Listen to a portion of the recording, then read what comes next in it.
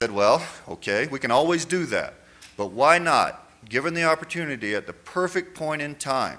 We feel like everything, I'm not a cosmic traveler or anything, but the stars have lined up. We feel like the stars have lined up. I mean, it was what brought us together was truly the firming projects.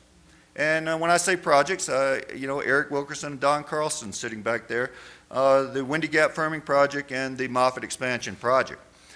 And it seemed that we had the right people around the table at the right time. And to be able to take advantage of that, we would have not done our job if we did not take advantage of the situation that we had at hand. Now, it is a very scary proposal in the fact that when you're asked by Denver Water and Northern Water Conservancy District, what do you guys want to help Grand County? And that's a very hard question to answer. And we've taken a lot of time on it. We've taken the approach of we want to protect the resource. That is our #1 goal. We want to protect the resource, which is our water, and we want to enhance what the existing conditions are today. So that's the baseline of where we started. That was the foundation of all of Grand County's negotiation and I believe the West Slope. And it took us down a 5-year journey that we weren't quite sure that was how long it was going to take, but that's what it did, and it brought us here today. I'm not going to try to go into the details of the Grand County, what Grand County is receiving in the enhancements. I will say that the enhancements are the enhancements. Mitigation for the project is the mitigation. We have said that time and time again. Denver has stepped up and said we will even put together a letter signed by both Grand County and Denver Water saying, making sure that everyone, all the different agencies, Corps of Engineers, EPA, everyone that needs to see it, understand that part of this agreement. And that line has been blurred several times during this negotiation. So I thought that was a way of stepping up and really helping us explain the situation that we're in right now. We are going to do a Grand County presentation and in-depth, and that is going to be May 3rd, 6:30 at Silver Creek. And we will also be doing presentations where if you've got a group of people together, we'd like for you to get as many together as you can. But anyone that would like to see the proposal, we will come and explain it to you to the best of our ability. We will have our technical people there who can also help explain. Speaking of technical people, I would like to say thanks to Barbara Green and Dave Tosick. They were kind of our lead negotiators in this process and helped us through this whole, really trying to pinpoint or try to get a narrow focus on what we were really trying to achieve. And they were able to do that with their background and just unbelievable dedication to what we were trying to achieve. The other side of this, and we've hit on it a couple of times here, is this is a proposal, and this is the start to me. This is not the finish of this project. This is not the finish of this negotiation. Having the governor here and discussing implementation, there are a lot of loose ends out there that we still need to clean up and bring to the table and make sure that we can administer the water in the ways that we're trying to do that. And the commitment from the governor and his staff and John, I think we will get there. I believe it's too good of a thing to let it die on the vine, and I think that we will get through this process. So again, thanks for your backing at the start of this, but I still believe this is just the start of what we're going to be able to achieve. I also mentioned Eric Wilkerson and Don Carlson here in the audience. We have been working at the same time in that process. I believe we're getting close to some proposals there, and I think that the Colorado River and the Fraser will benefit greatly once we're able to roll out everything that's being put on the table. I will say, I will talk about two things specifically. The bypass flows in the upper Fraser. That's one thing that our water providers up there, Mike Wojak, he kept telling us, if you screw up anything, don't screw up the bypass flows. That's how important this is. And this is a small amount of water. 1 or 2 CFS makes a huge difference in the headwaters of the Fraser. So you have to keep that in mind when you're looking at this big picture. The other part is the 10825, which is endangered species water that's released. It's been negotiated that we will have that released out of Granby Reservoir. That is huge to Grand County. That's 5,400, and you figure it out, half of that. And that's coming out and released on the Colorado River. It makes a huge difference. And late in the summer, when the stream flows are low, temperatures are high, makes a huge difference in the Colorado. A lot of the water that's being put in for environmental flows will make a huge difference in the Fraser River. So it's a comprehensive plan. It's big. It takes a while to explain, but we're more than willing to come to you and do that. The last one that I would like to thank, and she is really going to be pissed at me, but I'm going to do it anyway. Lurleen Underbrink Curran. She has been the lead negotiator for Grand County in this whole thing. And if Denver Water and Northern Water Conservancy District have any bruises on them, Lurleen did it. She is amazing in some of the creative solutions that she's come up with, a no-nonsense approach to it. When you hear what Grand County has to say, that's what we mean. We don't try to back up and come around in a different way. We take things head on, and no one better than Lurleen to do that. I would like for her to stand right now so that you can see Lurleen.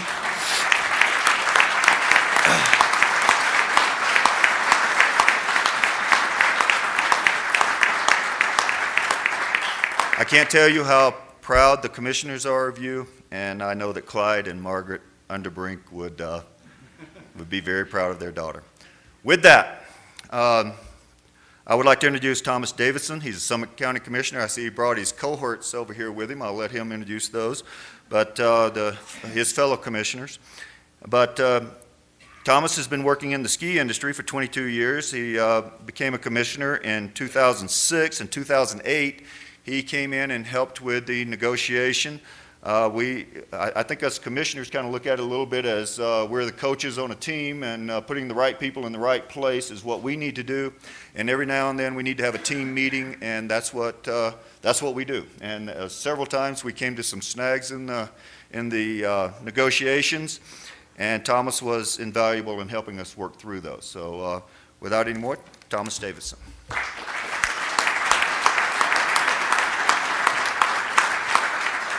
So the first thing I need to let you know is Commissioner Newberry absolutely is a cosmic traveler. If any of you ever get a chance to travel with James, you should take that opportunity. I first want to start by thanking Governor Hickenlooper. I remember years ago being at a meeting where then Mayor Hickenlooper spoke about water in Colorado, and at the end of it, I thought to myself, gee, that's the kind of thing a governor would say. So I'm glad that worked out for you. I want to start by recognizing Commissioners Dan Gibbs, former state senator, and Commissioner Karn Stiegelmeier. I also need to mention former Summit County Commissioners Bob French and notably Tom Long. We've been working on this for a long time, and commissioners in Summit County have come and gone, but we've all been very committed to this process. We've all been very, very involved in it, and it's truly a group effort. Also notably, our county manager, Gary Martinez, who is also Summit County's representative to the Colorado River District, and our water attorney, Barney White, who was instrumental in making all of this happen. I had to tell you, when I first got involved in this, I remember we had 2 days worth of meetings with members of the West Slope and the Denver Water Board, and I very distinctly remember driving home that last night thinking to myself, this is crazy. This is the craziest thing. This is going to be the biggest waste of time. The hurdles are so high. The issues are so complex. The mediator that we'd brought in, Bickerman, I could already see on his face that, he knew he had a tiger by the tail. And I got to tell you, I'm amazed that I'm standing here today with these guys telling you that we've got the basis of a deal. I really am sort of amazed that we got it done. I think a lot of us have had several moments where we've looked at each other and went, oh my gosh, I think we did it. I think that we did it. And so, thanks to everybody for being part of that, because man, has this been one of the most challenging things I've ever been involved in, that's for sure. With that, a few things about what's important for Summit County. Here's an interesting little tidbit. Summit County sees 4 million skier visits each year between the ski areas of Breckenridge, Copper, Keystone, and Arapahoe Basin. That's 1/3 of the skier visits in all of Colorado. That's incredibly important for us in terms of our way of life and our economy, and not just Summit County's economy, but Colorado's economy. And so one of the things that was very important for all of us as we went into this was to know whether or not we would be able to use the water that falls in Summit County for that, that very important part of what we are and who we are and what the state is too. In addition to that, the things that make Summit County great are the beautiful environment and the recreational opportunities that we have on Lake Dillon and down at Green Mountain Reservoir. And so the other things that were very important to us were, would there be water in the stream so that our gold medal trout fishing is still there in the future? Would there be the opportunity for us to continue to have summer recreation on Lake Dillon and in Green Mountain? And we've been able to negotiate important provisions with Denver Water to make sure that that continues into the future. I'm going to go ahead and say this. For many generations, Coloradans on the West Slope have watched our water flow uphill, flow toward the money, flow to the Front Range. And as leaders on the West Slope, we've had lots of times when our citizens have come to us and said, what are you doing about it? And I think it's really important to say to all the folks on the West Slope, with this agreement, we've really done something about that. And it's very important to recognize that the board members of Denver Water are now going to have some of that money that water has been flowing to flow back to the places where the water came from. And so, at this point in time, I want to say to the Denver Water Board members, thank you for understanding and providing significant funds to West Slope communities to mitigate some of these impacts that we've been dealing with for generations. And it will make Colorado a better place. It will make the West Slope a more sustainable place. And I agree completely with what the governor says when he says, people on the Front Range care about the environment here on the Western Slope.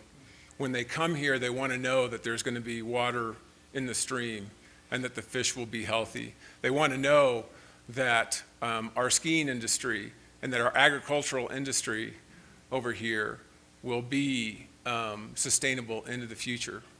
And I believe that this agreement is a very good compromise to balance the needs of the Front Range with those things here on the Western Slope that make Colorado so very important to all of us.